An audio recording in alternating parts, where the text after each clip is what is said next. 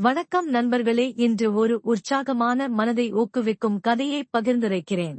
இந்த கதையிலிருந்து நாம் எவ்வாறு தோல்விக்கு பயப்படாமல் மனதில் உறுதியோடு வாழ வேண்டும் என்பதை கற்றுக்கொள்ளப் போகிறோம். ஒரு காலத்தில் ஒரு அரசன் இருந்தான். அவன் மிகவும் சக்தி மிக்க வீரர். ஆனால் ஒரு போரில் அவன் படை பெரும்பாலும் தோல்வியடைந்தது.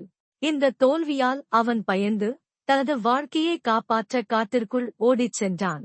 அந்த காட்டில் ஒரு பாழடைந்த இருண்ட குகையில் ஏறி ஒளிந்து கொண்டான். அந்த குகை அருகே ஒரு சிறிய சிலந்தி வலையை பின்ன முயற்சி செய்து கொண்டிருந்தது. ஆனால் பலமுறை கீழே விழுந்தது. அது நம்பிக்கையை இழக்காமல் மீண்டும் முயற்சித்தது. அந்த சிலந்தியை பார்த்த அந்த அரசன் யோசித்தான், நான் ஒரு ராஜா, நானே எதற்காக தோல்விக்கு பயந்து ஓடிக்கொண்டிருப்பேன்? நான் இந்த சிலந்தியின் விடாமுயற்சியிலிருந்து என்ன கற்றுக்கொள்வேன்? அவன் மனதில் உறுதியும் பேராற்றலும் உருவானது.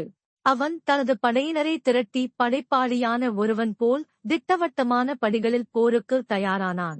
நம்பிக்கை, விடாமுயற்சி கொண்டு அந்த இரண்டாவது போர் வெற்றி பெற்றது. ராஜா மட்டுமல்ல, அவனுடைய மக்களும் மீண்டும் சுகமான வாழ்க்கையை அனுபவிக்கத் தொடங்கினர். நண்பர்களே, இந்த கதையிலிருந்து நாம் ஓர் மிக முக்கியமான பாடத்தை கற்றுக்கொள்ள வேண்டும். தோல்வி நம் பயத்திற்கானது அல்ல, அது வெற்றிக்கு பக்கவிளைவாக இருக்கின்றது.